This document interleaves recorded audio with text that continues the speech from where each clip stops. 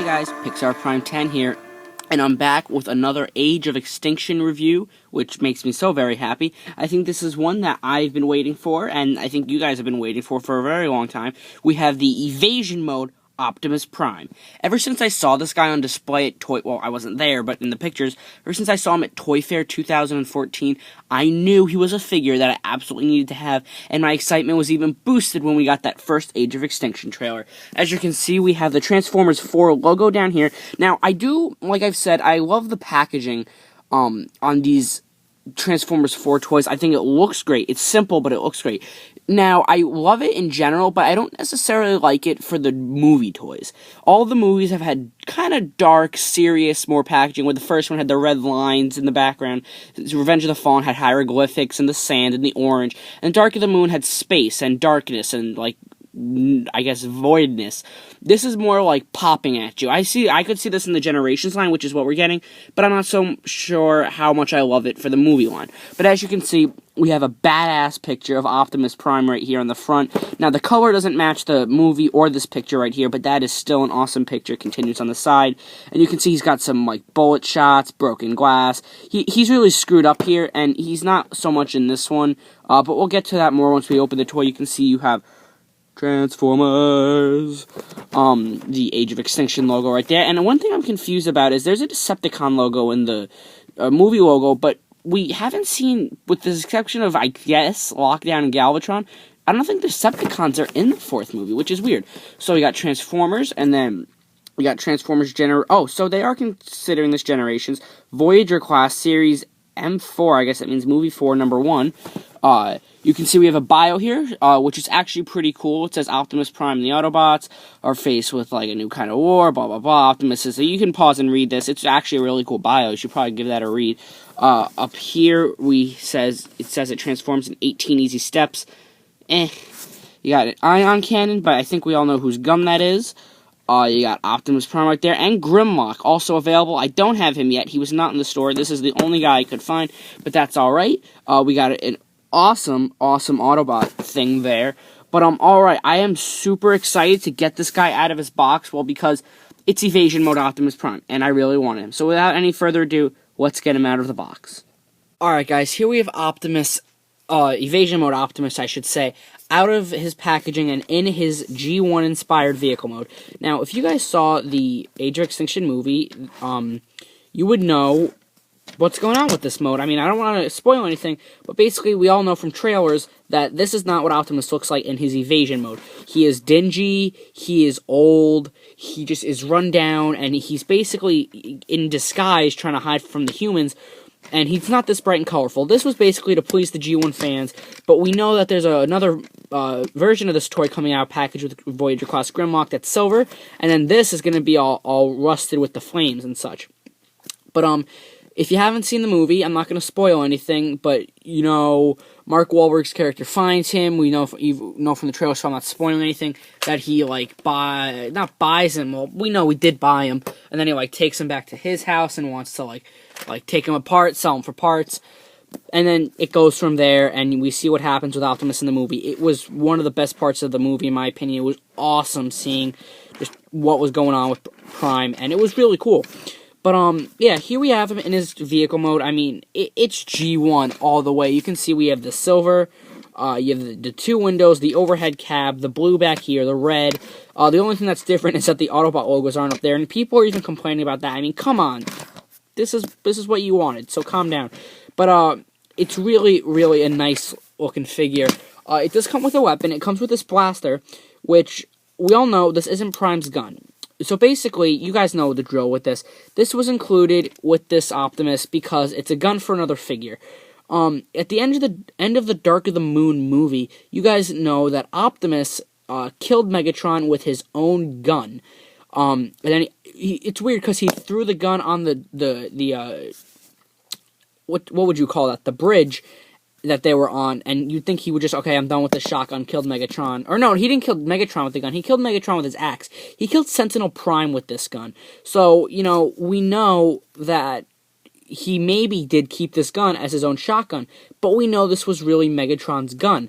Now, what this is designed for is to be put with your Dark of the Moon Megatron, so we can actually have a proper weapon that was from the Dark of the Moon movie. If you look here, it has tabs on it, on the side, and if we were to take over our Dark of the Moon Megatron, he's kind of just in the way, there's little slits inside. It's almost as if they knew that they were going to do this, and then you can just tab the gun in, and then getting Prime out of the way, and you can see that now you can have Megatron with his proper weapon, which is really, really awesome. But I'm just going to take that out of his hand for now, because we need it for the review. But yeah, you can totally put it with your Dark of the Moon Megatron. That's what it's meant for. It was just given to Prime as if, oh, he's old, he kept it. But no, it's really, really meant for Megatron. You can plug it in on the top there, and then there's pegs here on the side, and then you can plug it in over there. It does have a spring-loaded missile, which is cool. We don't really see spring-loaded missiles anymore, but that fires, and it's actually pretty powerful. But yeah, back to Prime. That's basically it for his vehicle mode, and I just realized I did not have the smokestack flipped. That should be flipped up, and if you've seen in the trailer or the movie, he only has one smokestack, so the other one, I guess, fell off. But in the movie, it was weird seeing Prime in his vehicle mode. Whenever he was driving, it just looked weird, and it felt weird thinking of that as Prime. But whatever. So yeah, you got the smokestack that flips up and down, and we're going to start the transformation by flipping that down. You're going to come in here and flip these out, and then you're going to separate the legs, and then you're going to take these and kind of just accordion those down, right, and just do that on both sides with the leg. It's kind of complicated, but not really at all. Well, yes and no. I don't really know how to explain that. We basically just got to start breaking apart Prime's cab, which can be a little tricky at times. You want to take those sections and fold those up, and then you want to get that front section out, and then kind of get those out of the way and push his head out of there, and then kind of fold that section up. And then you want to untab these sections from the side. You can see those will split apart and go like that. Okay, and you want to take this whole section, fold that down. And this is not that hard to do going into robot mode, because you're basically just ripping his cab apart. But putting it back from robot mode to vehicle mode is quite a bit of a challenge. Take this section and then just flip that around. Do the same on the other side. Flip that around. Okay, you want to take the arms, fold them out, and then flip these little sections down, like so. And then flip that up, this little section, and then you're going to take the waist section, or the legs, and fold those down. Straighten that out, fold the tires up, and then you want to take all this, fold this out of the way, and then you want to take this section from back here, and then just kind of bring it up. Well, you got to flip this section so that the smokestacks are out. You'll get that. And then you can lock that into place by sliding these sections in, and then they just tab in, and you take these sections and slide those in. Okay. And then after you do that, just take the arms, fold those down, and if you haven't twisted the wrist already, I just recommend doing that, because it looks a lot better. Pick up Prime's head a little bit, and then, ladies and gentlemen, voila! You have Optimus Prime back in his, well, not back, we never had him in his robot mode. We have Optimus Prime in his robot mode, and oh my gosh, do I love this robot mode. This robot mode, it's gorgeous. I love the G1 aesthetic with the red and the blue. I think I'm going to like the old rusted one even more, because it's going to match the movie, and I loved Optimus like that in the movie. Not because he was all run down, just because he looked cool. I loved seeing him like that. Not because, like, oh, Optimus, screw you. I like seeing you like that. It was just cool. And, you know, maybe when we get that one, I can do a little customize and, like, cut this piece off, because that falls off him, his little ear. It would just be really, really awesome to have that version. I wish I had it right now. But, I love the aesthetic with this. It's like he's old and new. I love how he has the movie feet. There's a lot of the arms you can tell is still there. This little section with his little tank. The smokestacks, of course, these things. And then the head sculpt. I really wish I had a good camera to show you a good up-close of this head sculpt. But if you just go and watch another review of this, like Optimus or anyone else who actually has good quality cameras, the head sculpt on here is so amazing. It is phenomenal. There's so much detail in the eyes and then the mouth. I love the open faceplate. It's just, it's amazing. It really is. The light piping on here is so fantastic. You can just see it right there, the glowing white. It's white, clear plastic. It's so cool. For the articulation on this dude, his head is on a ball joint, so you're going to get some really great motion there, plus it can go forward and back.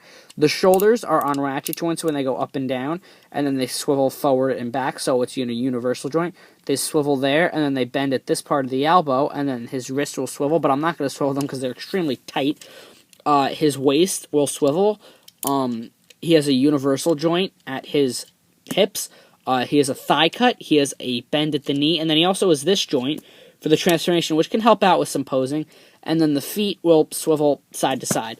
So, just a really amazing looking figure. One thing I wish they would have included along with Megatron's gun is the cannon we see him use in the movie when he's in the barn. The cannon he pulls out and he's all, I'll kill you. The cannon that he pulls out, instead of this, because you can use this and I guess pretend that this is that cannon, because I don't really know if that was what that was supposed to be in the movie.